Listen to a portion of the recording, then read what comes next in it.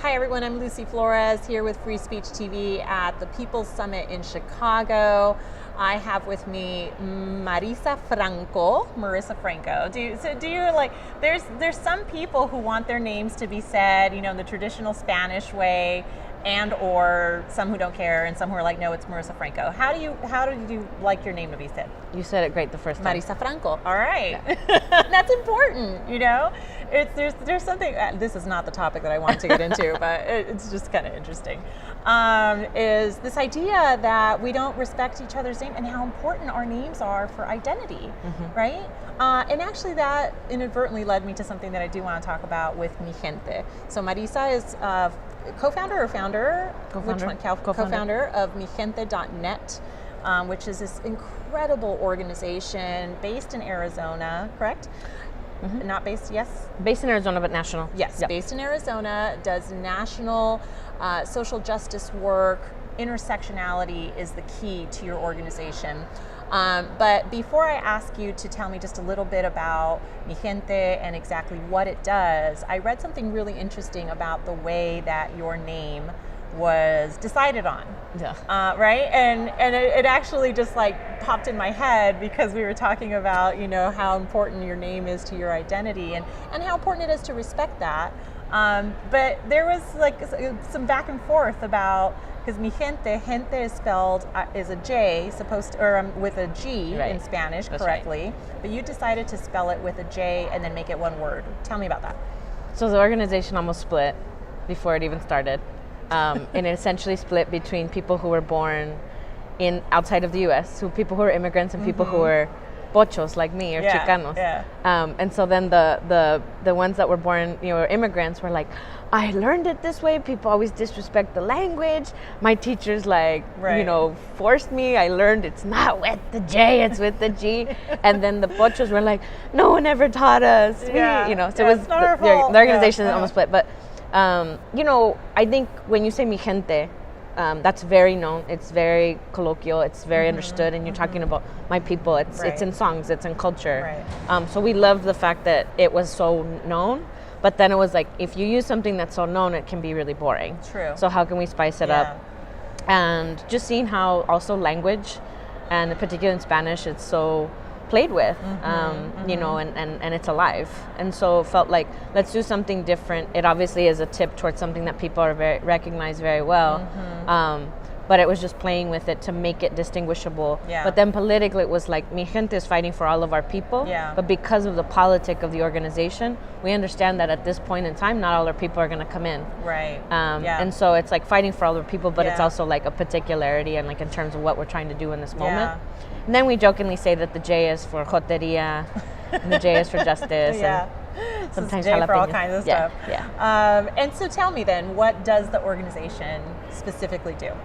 How were you founded, and what do you focus on most right now? So the founders come out of the immigrant rights movement, specifically like fighting deportations. And President Obama had announced DAPA, the Deferred Action for Parents of U.S. citizens. And it was obviously a victory, but also very bittersweet. A lot of our people were left out, and it created this whole new, the whole felons, not families. And so I think a lot of us were grappling like with what's next. It was clear that just escalating wasn't going to necessarily work. Like victory sometimes is a reset button, so you have to start over. Right. Yep. And so we were grappling with that. Where do we go next? What happens with all these people that actually came into the movement, not just dreamers, but actually people who are of different lifestyles, different age, different de todo. So we're grappling with that. And then at the same time, I'm Chicana. And I was coming back from Denver, Colorado, a few weeks after Jessie Hernandez had been shot. She was like a 14-year-old, had been accused of stealing a car. Cops surrounded them, shot her up, and just killed her. And I was just Where was this? In Denver. In Denver, okay. And I was thinking a lot about her because I related to her, Yeah. She was probably the child of immigrants, but not an immigrant. Yeah. She was killed by police, but obviously a Latina. And she was queer. She was gender nonconforming. And so I just was like, there's people going to have their name in her mouth for a few weeks, but no one will really claim justice for this child. Right. So it just was a very big, like, there's a lot of people falling through the cracks. Sure. And then you have this moment with immigrant rights where it was like, how are we going to actually take this to the next level? Because I think that the tremendous work done by undocumented youth and then like broader families like has been very, very, it's been powerful. Right, but how can we absolutely. actually build more political power? And it felt like engaging and actually addressing this piece around Latinx people felt like a massive gap. And so that's where Mijente, the idea of it was born. And so one of the projects that you worked on recently, or I guess I shouldn't call it a project, but one of the very really important campaigns that you worked on recently was the Joe Arpaio re-election in Phoenix. And for people who might not be aware, Joe Arpaio is this really, really awful sheriff, very much subscribed to this tough on crime, but he even took it a step further and really made it a pattern and practice to dehumanize as much as he possibly could people who were in his jail system. And of course, he was incredibly anti-immigrant, was a supporter of SB 1070, a Trump supporter. So just a very, like, I don't say this nonchalantly. I don't call people bad people just as you know, practice, right? But the things that this person did legitimately, in my opinion, characterize him as a bad person.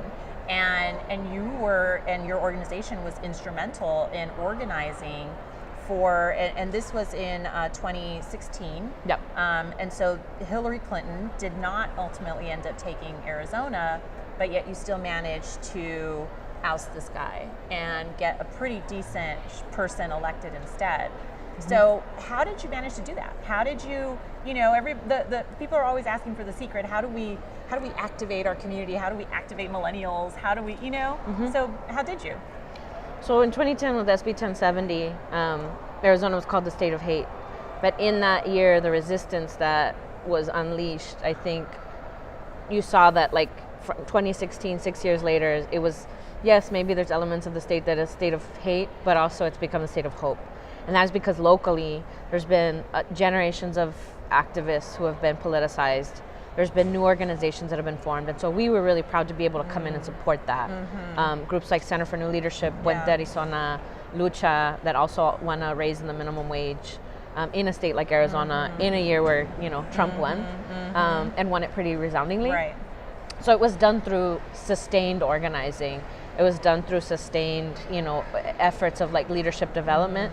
And the Basta campaign, I think the most important two things I would say about it is it was front and center, led by people who Arpaio had targeted. Yeah. It was like the people who he had targeted and who he had abused who kicked his ass out. Right, And I think that was the difference Yeah. in that, in the organizing that's turned the tide in Yeah. Arizona. And then the second thing is that Arizona is like a lot of voter registration, a lot of youth knocking on doors, you have that whole thing. And then it's also the place where people have sat on the street and said, you're gonna have to take me. So there's been like this coming together of folks that do direct action and civil Right. disobedience with folks that do more of the traditional voter work and combined it. And I think that was, something that we really want to play with in the future. So I think that's really instructive. You know, right now the Democratic Party, progressive organizations, funders, you know, people who write those six-figure checks, but then also those people who, you know, came about in the Bernie structure of the $10 and the $27, and everyone who's, you know, collectively trying to make a difference. I think my key takeaway from what you just said is that you mentioned 2010. That was 6 years ago, and then you said sustaining. I mean, this isn't something that you can just do every 4 years, right? This is something that you invest in those communities, and you invest with the people who are doing it, and you invest with the people who are being affected. I think the big question is, you know, just making sure that people get involved in some way. For Mijente, very briefly, because we're running out of time, but, you know, in 30 seconds, what are, you know, the one or two things that people can do to get involved through Mijente or learn about Mijente, or some kind of, you know, that one takeaway so that they can make a difference in their communities like it was done in Phoenix in this particular race? I think the best thing we can do to escape the cynicism and despair of this moment is to join things. Yeah. I think join anything. I think Mijente is an option. There's many options. We're trying to build a vehicle that both has national like connection where you feel like you're part of something bigger, but also has a local piece. Yeah. And then in 2016, I think we're really gearing up, and that's going to be a great place for a lot of people to plug in. 2018. Yeah. Is, you know, I think particularly what we're going to focus on is like, it doesn't matter that you're Flores and I'm Franco, and that we say we're for immigration reform and we get to be called, we passed the test. It's like, we want Latinx leadership that are lifters and not climbers, that have a broader politic. And so we're really going to be looking for that. So I think there's a ton of places for people to plug in. That's fantastic. Well, if you want some more information, go to mijente.net. Marisa, thank you so much. This has been amazing, and you just are doing incredible work, and keep at it. And all of you out there, you can join too. So thanks so much for tuning in.